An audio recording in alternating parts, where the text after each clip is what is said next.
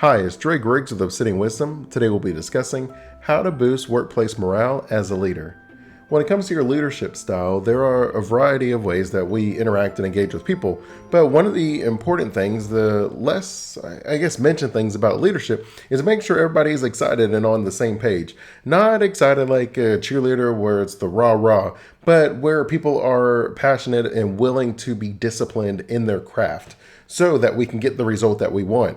It is us all working together that accomplishes the greatest aspects of our goals. If we have a small hole in our boat, no matter how fast we're going, we're taking on water, which means we're less effective and less efficient, and we're slowing down, and at some point we're going to sink. Even if we allocate resources to empty the water that's coming into our boat, that means we're pulling those resources from somewhere else where instead of us working towards the goal, we're working on just staying afloat, which is just maintaining. Sports puts it in a really good way where if you go through the entire season healthy, then you get to spend the off season improving your craft, working on your skill set to boost your abilities from one season to the next.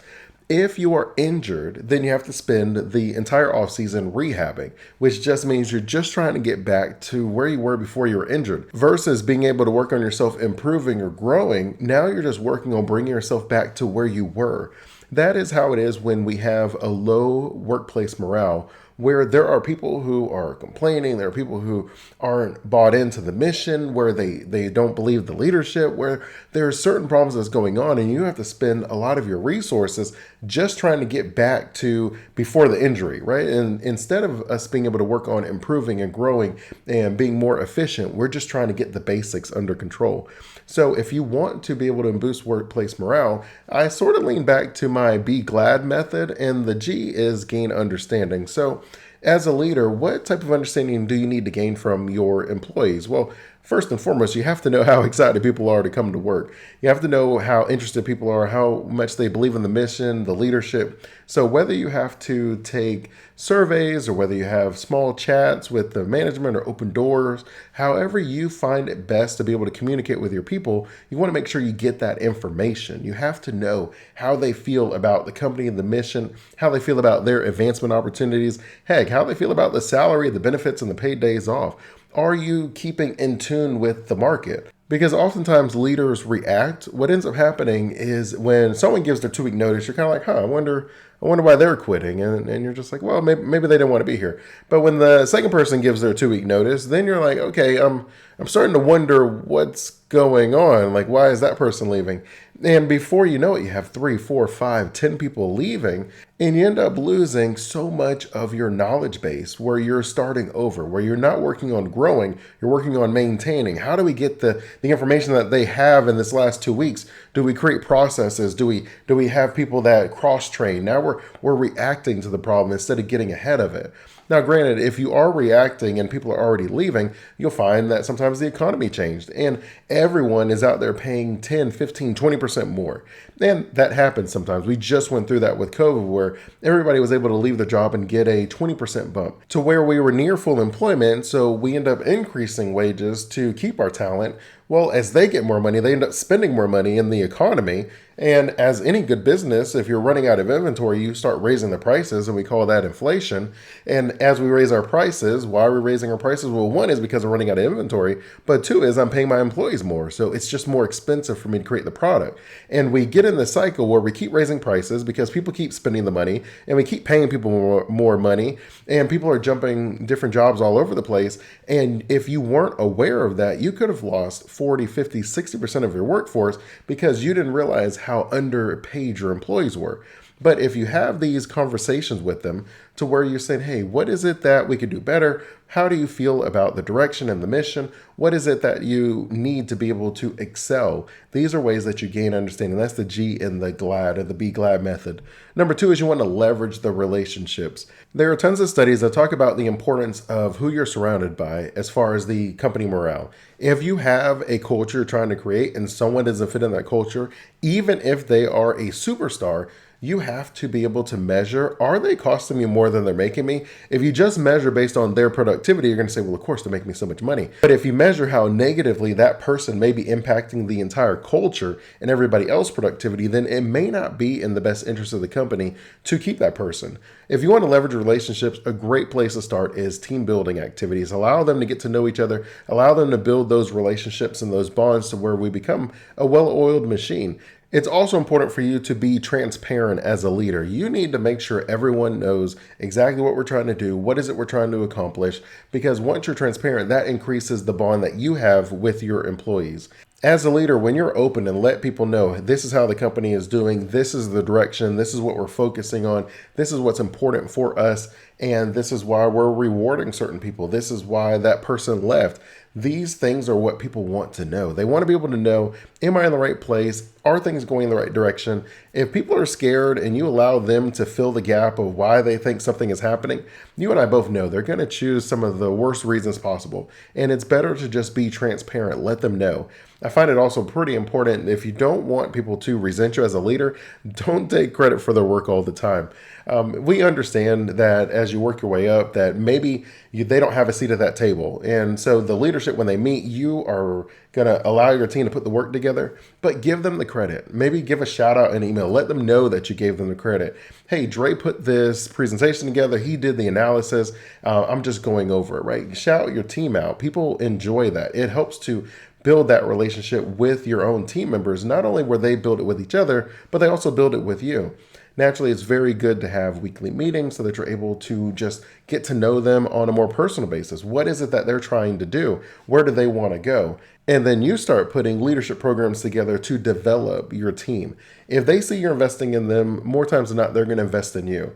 When we start losing morale, we're really feeling like we're in a dead end. We're not sure where we're going. We feel incomplete, imbalanced in some ways.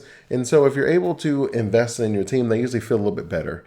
When you go to the A in the be glad, that is appreciate. If you appreciate each day, what do you have to do as a leader to create that type of an environment? Oftentimes, I find a great place to start is just by rewarding your team. Celebrate their successes. Give a shout out to them. Mention them in the emails. Go to lunches and be like, hey, we landed that large client. Hey, we grew, we lowered our KPIs. We achieved certain objectives. We hit all of our goals. We were recognized by management. Just celebrate that stuff. Whether you have to bring in some coffee and some bagels or some donuts, or you take them to lunch, or you let them go 30 minutes early where they just don't have to be in rush hour. When you reward them for their greatness, it helps them to appreciate the work that they're doing. Now, I get it. A lot of the times as leaders, we feel like we're doing the work because of something internal that's driving us. And while that can also be true, it's usually, if you want to build the discipline, we start with the motivation. How do we motivate someone? Think of how your parents or your teachers or different people got you to do your best when you weren't interested in doing your best at the beginning. They often had to offer you like cookies or donuts or trips or walks, a little bit of free time to yourself, to where eventually, yeah, you build the habit and you do great work, but to build the habit, to get it started, it's a great way to just start rewarding people. And sometimes the reward can and should be financial. There are many different incentives that you can give them, but maybe you give out gift cards or whatever it is that you can think of doing. You want to create a little bit of a competitive environment, but you also want people to feel like they're being rewarded, that they're being appreciated, to where it's very clear to everyone that if you put in the work, you're going to be rewarded. You don't want people to feel like if you suck up or if the person's coming in late, if someone's putting in less than their best work and that person is the one that's being rewarded, it then feeds the culture that it doesn't really matter how I'm performing. It matters how nice I am, or it matters that I'm related to leadership, or however people will interpret that. You want to be able to explain to the people. We talked about the open door policy and the communication. You want to be able to explain to them, why is this person being rewarded? What is it that we asked of them that they accomplished? Did they go above and beyond? Are we able to nominate someone as employees where they're able to say, you know what, my leader likes this person, and I think that maybe you didn't know that this other person has been doing a bunch of work behind the scenes, to where they get to take some of the ownership in it. And it just goes back to that transparency and allowing your team to feel like they also have a role in it. And the fourth and final way to boost workplace morale as a leader is going to be the D and the be glad. So we had the G and the gain understanding, and the L in leverage relationship, the A and appreciate each day, and the D in glad is design your best life. When you design your best life in your personal life in the happiness framework, it works very well when you're able to say, this is the success that I've seen that I'm trying to model for myself. When you are a leader and you work with your employees and your staff, it's important for them to be able to give you a picture of what success looks like for them. What would bring them joy in the workplace? Is it work-life balance? Is it promotion? Is it the salary? Just allow them to give you that feedback of what exactly they're looking for. Within the happiness framework of the Wisdometric framework, we talk about the 8 aspects that I call the beginning of happiness. When you meet with each employee, it's very important to understand how they measure success. What is it that brings them joy? What is important to them? What is their goals? What is their number? What is the number of years that they want in the company? You want to understand, and a lot of times you want them to understand. As a leader, you already know that plenty of times people don't really have a clear understanding of what success and happiness looks like. They have a feeling each day and they feel like they're not there yet.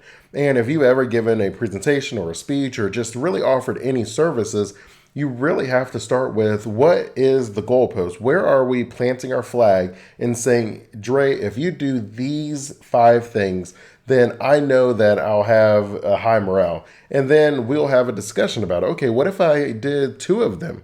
How would you feel? And they'd be like, well, it probably depends which 2. And when you really have that discussion, it really forces them to become very clear about what happiness success looks like. Because the reality is, everybody started at the position feeling really good about that, where they were excited. They told all their friends and family, hey, I just got that job offer. My salary's going up. I got it closer to home. I'm able to balance picking up the kids, whatever it was that you told that person that first day. You eventually got in the workplace and you realized that maybe there was some things that weren't quite as clear as you were hoping. As a leader, it's your job to get them excited about being a part of that culture, that company again. And when you get them to sit down and say, this is what success looks like for me, this is how many hours I'd want to work, this is the salary that I'd want to get, this is how frequently I'd want to get a promotion, these are the type of projects that I'd like to work on. As they learn more about the company, they get a better understanding of what department they want to be in. You may have heard the saying where it's not that people aren't good for the company. Sometimes if you find someone isn't performing that well, maybe just put them in the wrong seat. Maybe they need to be in a different seat on the bus, and that will allow them to excel. If you hire people for the right reason, where they fit the culture, they match it. If something kind of happens, then you either have to figure out whether your interviewing process wasn't the best or whether something on that team and that situation they need to be relieved of. And if you move them to a different team, it may change everything. But you can't do any of this without having a clear understanding of how they're measuring success, joy, happiness, even the wealth aspect of it. When I talk about the Wisdometric framework, there's 3 frameworks, right? It has the happiness framework, the success framework, and the wealth framework. When you are boosting morale in your company, I find it important to talk about all 3 phases as well.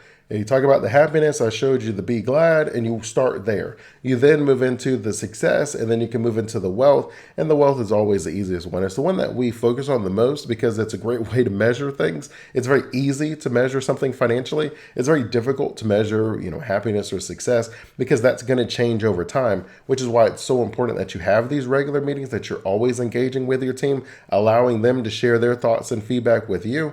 Because sometimes it's just time to go. Sometimes it's a season and the season comes and the season goes. But if you are able to find that that person is just being run down because of an inefficient process in a team, or maybe they have a client that's just like really giving them the business, or they have problems at home, instead of the assumption being that the person's just no longer interested in working there, maybe you can find how to make it work and they can stay there. If you like the video, I ask you to like and subscribe, and feel free to check out other Wisdometric videos if you're looking for ways to eradicate financial stress, generate passive income, and build a prosperous retirement strategy.